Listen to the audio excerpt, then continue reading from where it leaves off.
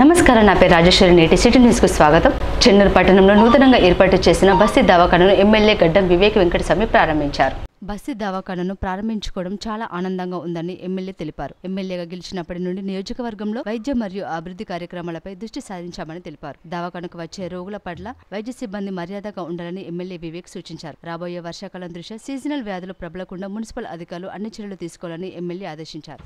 ఒక దవాఖాన ఉంటే బాగుంటుంది, ప్రజలకు దూరం వెళ్ళే అవసరం లేదు, మంచి మెడికల్ ట్రీట్మెంట్ ఇప్పించాలని చెప్పి ఈ బస్తీ దవాఖానాలు ప్రారంభం చేయడం జరిగింది. ప్రజలందరూ కూడా సరిగా ఉపయోగించుకోవాలి. ఈ బస్తీ దవాఖానాలు మంచిగా నడిచి తర్వాత మన చెందూరులో ఉన్న 50 బెడెడ్ హాస్పిటల్ దాంట్లో ఇంకే పెద్ద జబ్బులు ఉంటే అక్కడ పోవడము, తర్వాత ఇక్కడ 100 బెడెడ్ హాస్పిటల్ కూడా ఆల్మోస్ట్ నియరింగ్ కంప్లీషన్కి వచ్చింది.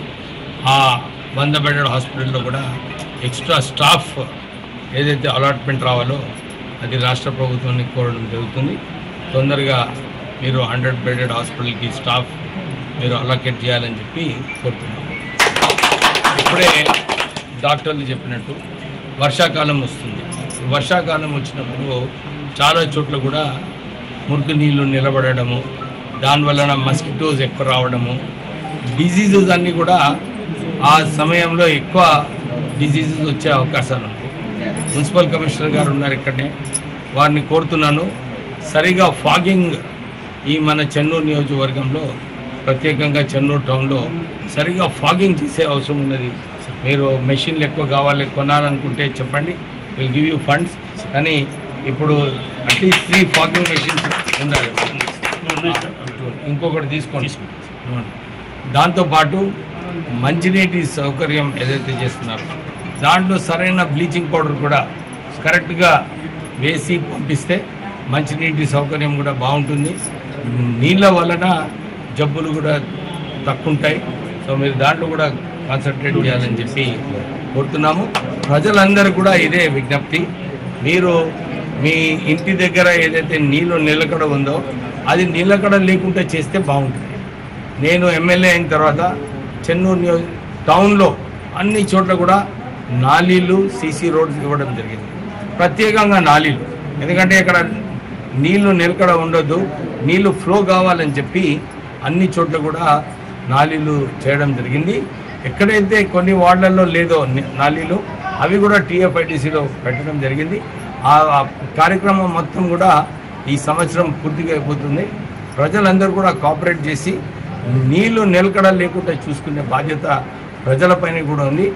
డాక్టర్స్, ఇంకా మన ఆక్సిలరీ నర్సెస్, ఇంకా ఇతర స్టాఫ్ అందరినీ కూడా కోరుతున్నాము, ప్రజలు వచ్చినప్పుడు కొంచెం సింపథెటిక్గా, ఎంపథెటిక్గా వాళ్ళందరినీ ట్రీట్మెంట్ ఇస్తే బాగుంటుంది.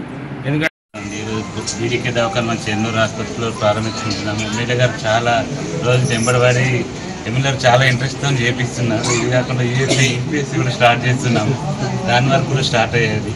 ఎమ్మెల్యే చాలా ఇంట్రెస్టెడ్గా ఉన్నారు హెల్త్ సిస్టంలో. ప్రతి జబ్బు ఇలా రాకుండా చూసుకోవాలి సార్. డాక్టర్ కనుక చాలా ఐడియా ఉంది కనుక ముందు నుంచి వర్షాకాలం రాకముందే మాకు సీజనల్ డిసీజ్ గురించి ఎప్పుడు చెప్తూ ఉన్నారు. బస్తీ దవాఖాన కూడా దానికోసం చాలా ఉపయోగపడుతుంది. UPSS కూడా ఇంకా చాలా ఉపయోగపడుతుంది సార్. మన చాలా సంతోషం. బీడీకే హాస్పిటల్ ఇక్కడ నుంచి ఈ జనాలకి ఇంకా హెల్ప్ అవుతుంది. ఇప్పుడు వచ్చే సీజన్లో వచ్చే డిసీజెస్కి కూడా ఇంకెక్కువ కవరేజ్ ఉంటుందని హోప్ చేస్తాం. అధైర్యపడకండి, తామంతా అండగా ఉంటామని ఎమ్మెల్సీ కల్వకుంట్ల కవిత కందుల ప్రశాంత్ కుటుంబానికి భరోసానిచ్చారు.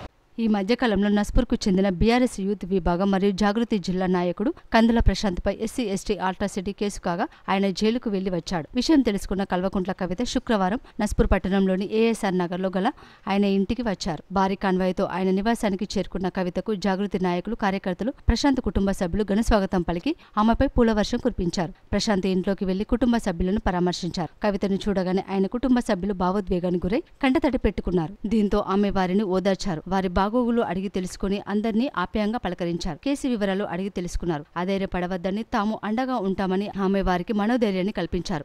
కాంగ్రెస్ ప్రభుత్వంలో తమ నాయకులపై అక్రమ కేసులు పెట్టి వేధింపులకు గురిచేస్తున్నారని, ఎన్ని కేసులు పెట్టినా సమర్థవంతంగా ఎదుర్కొంటామని, తమ నాయకులను కాపాడుకుంటామని ఆమె పేర్కొన్నారు. ప్రశాంతి ఇంటికి కవిత రావడంతో స్థానికులు పెద్ద సంఖ్యలో అక్కడికి చేరుకున్నారు. ఆమెను చూసి పలకరించడానికి, ఫోటోలు దిగడానికి మహిళలు పోటీపడ్డారు. అనంతరం ఆమె జాగృతి కార్యకర్తలతో కలిసి నస్పూర్ కాలనీలోని తెలంగాణ తల్లి విగ్రహానికి పూలమాలలు వేసి నివాళులర్పించారు. అక్కడి నుండి నస్పూర్ కాకతీయ కాలనీలో ఉండే జాగృతి క్రికెట్ టీం కెప్టెన్ సింగరేణి కార్మికుడు శశి నివాసానికి వెళ్లారు. ఆయన కుటుంబ సభ్యులందరినీ ఆప్యాయంగా పలకరించారు. కొద్దిసేపు ఆయన కుటుంబ సభ్యులతో సరదాగా గడిపారు. అక్కడికి వచ్చిన వారితో ఫోటోలు దిగారు. అనంతరం అక్కడి నుండి మంచిర్యాలకు బయలుదేరి వెళ్లారు. ఈ కార్యక్రమంలో జాగృతి నాయకులు కార్యక్రమాలు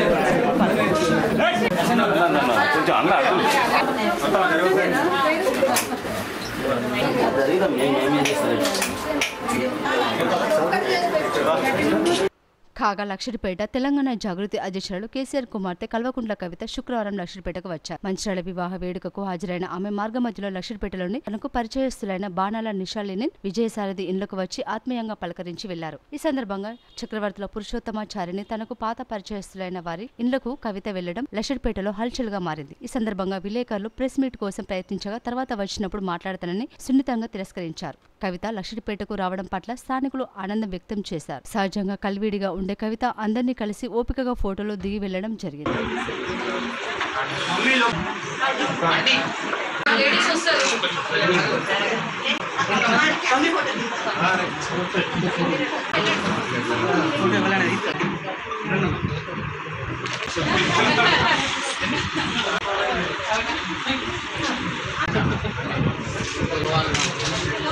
బీజేపీ ప్రభుత్వం ఆపరేషన్ కాగర్ను వెంటనే నిలిపివేయాలని BRS MLC Kalvakuntla Kavitha demand చేశారు. మంచిర్యాల జిల్లా సింగరేణి క్షేత్రం అయిన శ్రీరాంపూర్ ఏరియాలో జాగృతి సంఘం నాయకుడు కందుల ప్రశాంత్ను కాంగ్రెస్ ప్రభుత్వం అక్రమ కేసులు పెట్టి విధించడంతో ఆయనను ఇంటి వద్ద కలిసి పరామర్శించారు. అనంతరం తన కార్యాలయ సిబ్బంది ప్రవీణ్ కళ్యాణ వేడుకలో పాల్గొని వారి కుటుంబ సభ్యులు బంధువులతో కలిసి బతుకమ్మ ఆడారు.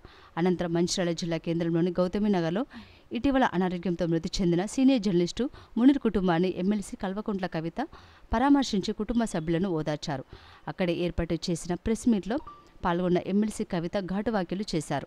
సీనియర్ జర్నలిస్టు మునీర్ అనారోగ్యంతో మృతి చెందిన బాధాకరం వారి కుటుంబ సభ్యులకు నా ప్రగాఢ సానుభూతి అని తెలియజేస్తున్నామని అన్నారు. నంబాల కేశవరావు మృతి చెందితే కనీస మృతదేహాన్ని కుటుంబ సభ్యులకు పోలీసు బలగాలు ఇవ్వకపోవడం దారుణమని తెలిపారు. తెలంగాణ కాంగ్రెస్ లో కుల రాజకీయాలు నడుస్తున్నాయని మండిపడ్డారు. ముఖ్యమంత్రి రేవంత్ రెడ్డి నిమ్నవర్గ నేతలను తక్కువ చూస్తున్నారని విమర్శించారు. యాదగిరిగుట్టలో CM Revanth Reddy deputy CM బట్టిని అవమానించినట్లే సరస్వతి పుష్కరాలకు ఆహ్వానించకుండా ఎంపీ వంశీకృష్ణను కాంగ్రెస్ ప్రభుత్వం అవమానించిందని అన్నారు. దళితులంటే కాంగ్రెస్ కు గౌరవం లేదని కవిత మండిపడ్డారు. మంచిర్యాల జిల్లాలో కవిత పర్యటనలో బీఆర్ఎస్ తెలంగాణ బొగ్గుగని కార్మిక సంఘం నాయకులు ఎక్కడా కూడా పాల్గొనకపోవడం చర్చనీయాంశంగా మారింది. ఈ కార్యక్రమంలో జాగృతి నాయకులు పాల్గొన్నారు. చాలా సీనియర్ జర్నలిస్ట్ గారు మునీర్ గారు మరి ఒక 6 నెలలు దాదాపుగా క్యాన్సర్ తోని బాధపడి వారు నిన్న మొన్ననే మరి లేకుండా అద్భుతమైనటువంటి నాలెడ్జ్ తోని వాక్చాతుర్యంతో ఆయన ఎంతో మందిని ప్రభావితం చేయడం జరిగింది. మరి మునీర్ గారి కుటుంబ సభ్యులకు నేను ప్రగాఢంగా నా యొక్క సంతాపాన్ని సానుభూతిని తెలియజేస్తా ఉన్నాను. వారికి 3 బిడ్డలు ఉన్నారు, ఒక కొడుకున్నాడు. వారందరితో కూడా నేను మాట్లాడడం జరిగింది. వారందరూ కూడా ఒకటే కోరింది, మా నాన్నగారు చేసినటువంటి కాంట్రిబ్యూషన్ని తెలంగాణ పట్ల వారు చూపించినటువంటి ప్రేమని ప్రపంచానికి మీరు తెలియజేయండి అని చెప్పి వారు అడగడం జరిగింది. నిజంగా కూడా మునీర్ గారు చాలా కష్టపడ్డారు తెలంగాణ వాదాన్ని పెంపొందించడంలో. వారికి నేను ఘనంగా నివాళులర్పిస్తూ ఉన్నాను. మరి వారు ఏవైతే విప్లవోద్యమాల గురించి పదే మాట్లాడినరో ఇవాళ మీరు దేశవ్యాప్తంగా ఉన్న పరిస్థితి చూసుకుంటే భారతీయ జనతా పార్టీ ఆపరేషన్ కగార్ పేరుతోని మరి చేస్తున్నటువంటి దుశ్చర్యలను మనం చూస్తూ ఉన్నాం. మరి మావోయిస్ట్ పార్టీ జనరల్ సెక్రటరీ గారు నంబాల కేశవరావు గారు వారు ఎన్కౌంటర్లో మృతి చెందితే కనీస మానవత్వం చూపించి అంతిమ సంస్కారం కోసం కుటుంబ సభ్యులకు మృతదేహాన్ని ఇచ్చేటటువంటి సంస్కారం కూడా లేనటువంటి పార్టీ భారతీయ జనతా పార్టీ. ఈ వైఖరిని మేము చాలా తీవ్రంగా ఖండిస్తున్నాం. ఆపరేషన్ కగార్ ఆపాలని పదే కోరినా కూడా స్పందించకుండా మారణకాండ విధ్వంసకాండ కొనసాగించడం ఇంకొక వైపు అయితే, కనీసం మానవత్వంతో చనిపోయినటువంటి శవాలను కూడా మావోయిస్ట్ పార్టీ సభ్యులు వారి కుటుంబాలకు ఇవ్వకపోవడం అన్నది నిజంగా దారుణం. ఇది కుటుంబాలన్నీ కూడా బాధపడేటటువంటి సందర్భం. ఈ వైఖరిని మేము తీవ్రంగా ఖండిస్తున్నాం. అట్లానే మరి మంచిర్యాల జిల్లాలో నిన్నగాక మనం చూసినాం, సరస్వతి నది పుష్కరాలు కాళేశ్వరం దగ్గర జరిగినాయి. ఇదే మంచిర్యాలకు ఎంపీగా ఉన్నటువంటి వంశీ గారు కాంగ్రెస్ పార్టీ యొక్క దళిత వ్యతిరేక వైఖరిని ఎండగడుతూ మరి వారు చెప్పడం జరిగింది, మమ్మల్ని ఇన్వైట్ చేయలేదు సరస్వతి పుష్కరాలకు. నేను బాధపడ్డా. ధనం కన్నా పదవి కన్నా కులం గొప్పది ఈ సమాజంలో, నాకు చాలా అవమానం జరిగిందని వారు చెప్పడం జరిగింది. కాంగ్రెస్ పార్టీ రేవంత్ రెడ్డి గారు యాదగిరి గుట్టలో కూడా అదే చేసిండ్రు. రేవంత్ రెడ్డి గారి కుటుంబ సభ్యులంతా కూడా పైన ఆసనాలలో కూర్చొని దళితుడైనటువంటి డిప్యూటీ సీఎం బట్టి విక్రమార్క గారిని కింది ఆసనాల్లో కూర్చోబెట్టి అవమానించినటువంటి దారుణమైన సంస్కృతి రేవంత్ రెడ్డి గారిది, కాంగ్రెస్ పార్టీది. మరి రెండు పార్టీల వైఖరి కూడా మరి సమసమాజ నిర్మాణానికి కానీ ప్రోగ్రెసివ్ థాట్ ప్రాసెస్ కానీ వ్యతిరేకంగా పనిచేస్తున్నటువంటి సందర్భాన్ని మునీర్ అన్న లాంటి జర్నలిస్టులు అందరూ కూడా తమ కళాలు జుల్పించి మరి వ్యతిరేకించాల్సినటువంటి అవసరం ఉందని చెప్పి ఈ మంచిర్యాల గడ్డ నుంచి నేను పిలిపిస్తూ ఉన్నాను. ఎందుకంటే మంచిర్యాల అంటే మనందరికీ తెలుసు పోరాటాల పటిమ ఉన్నటువంటి ప్రాంతం.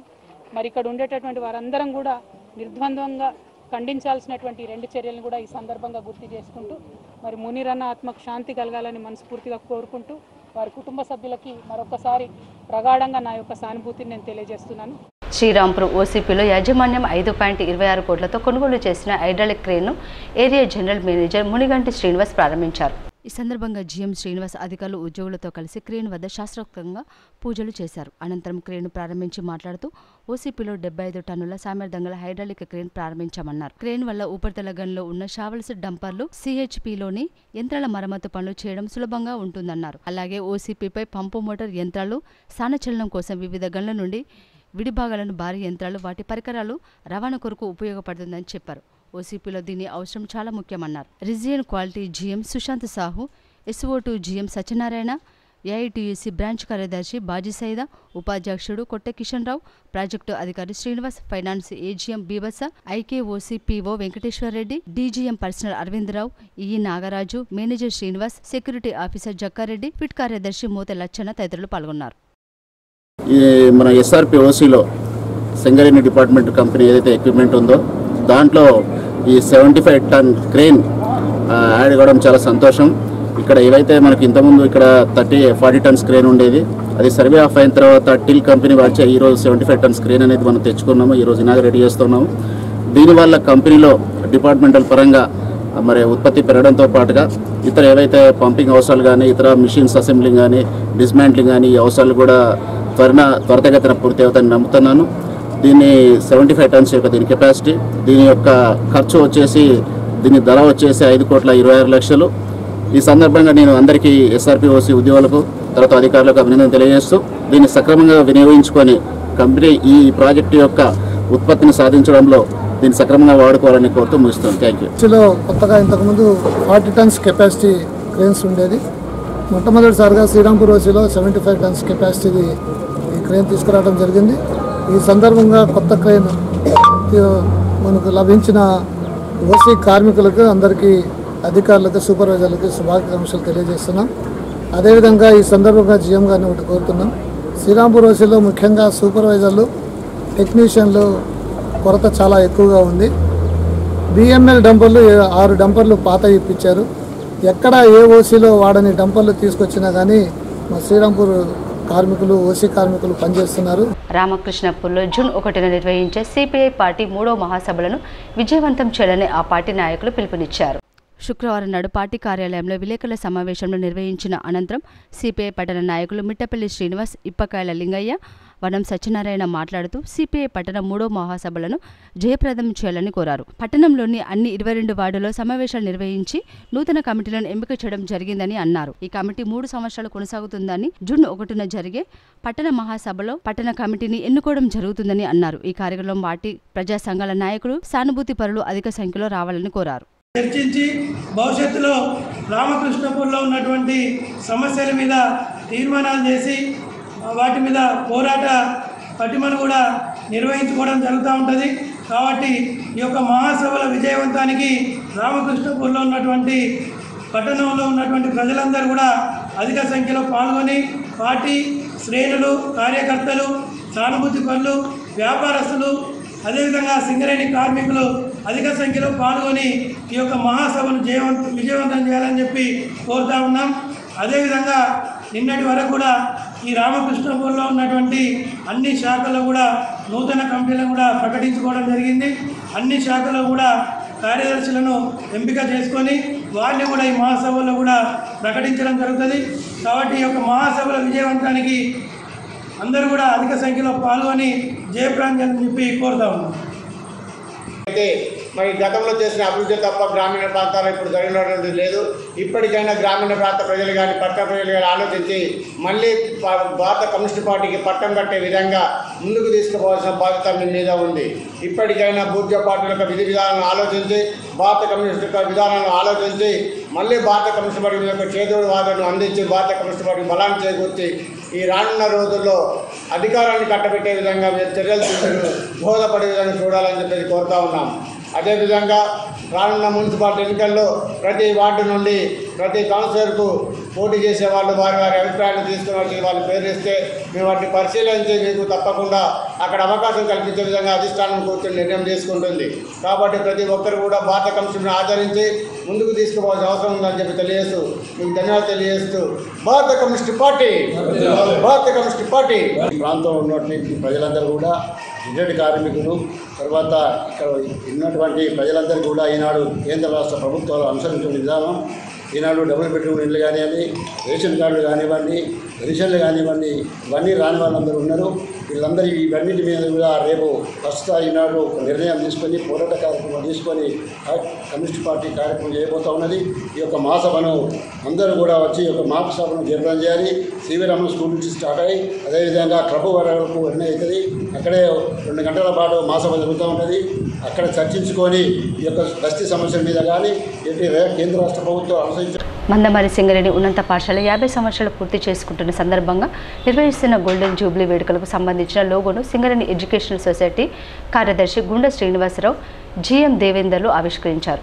1975వ సంవత్సరంలో 40,000 మంది విద్యార్థుల దిశను మార్చేందుకు పునాదులతో పురుడు పోసుకుని ప్రారంభమైన కళ్యాణగని ఏడేడు ఉన్నత పాఠశాలగా మారి 2025 సంవత్సరానికి 50 సంవత్సరాలు పూర్తి చేసుకుని స్వర్ణోత్సవ వేడుకలకు సిద్ధమవుతున్న శుభ సందర్భంగా శుక్రవారం గోల్డెన్ జూబ్లీ వేడుకలను సిద్ధమవుతున్న శుభ సందర్భంగా area GM G Devender, Singareni educational society secretary Gunda Srinivasarao చేతుల మీదుగా లోగోను ఆవిష్కరించారు. ఈ సందర్భంగా వారు మాట్లాడుతూ విద్యార్థుల భవితకు బాటలు వేస్తే 45,000 పైచిలకు విద్యార్థులను దేశ విదేశాల్లో ఉన్నత స్థాయిలో నిలిపి వ్యాపార విస్తరణలో వందలాది మందికి ఉపాధి మార్గాలు చూపేలా మార్గాన్ని చూపిన సింగరేణి ఉన్నత పాఠశాల స్వర్ణోత్సవ వేడుకలకు సిద్ధం కావడం గర్వకారణమని అన్నారు. సింగరేణి ఎడ్యుకేషన్ సొసైటీ చాలా ముందుకెళ్తుందని, చాలా అభివృద్ధి పథంలో దూసుకెళ్తుందనడంలో ఎటువంటి సందేహం లేదు.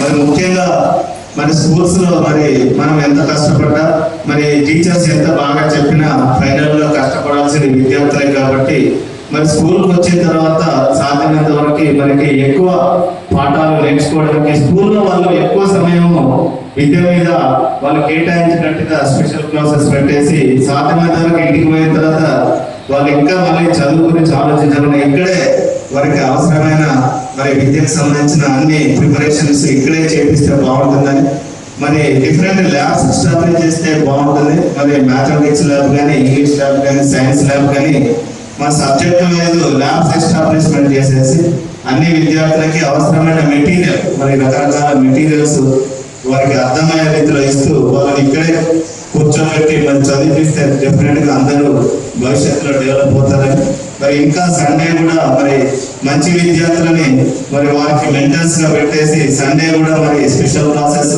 వారిని స్వతహాగా వాలంటరీగా వస్తే సండే కూడా మరి వారు వచ్చి ఒక క్లాస్ కి ఒక లీడర్స్ ని అపాయింట్ చేసి ఇక్కడ వచ్చి 9th 10th విద్యార్థులు కూడా ఇక్కడ వచ్చి మరి వారి సండే కూడా వారి సమయాన్ని ప్రిపరేషన్ కి, ఎడ్యుకేషన్ ప్రిపరేషన్ కి మరి నాలెడ్జ్ సంపాదించుకోవడానికి వారు కేటాయిస్తే డెఫినెట్ గా విద్యార్థుల్లో మంచి భావన, మంచి పౌరులుగా తయారయ్యే అవకాశం ఉంటుంది.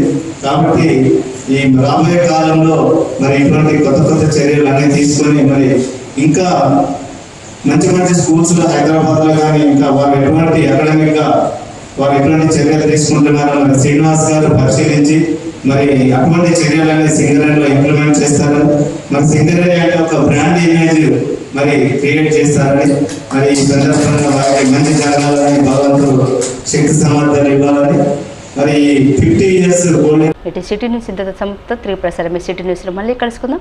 అంతవరకు సెలవు. నమస్కారం.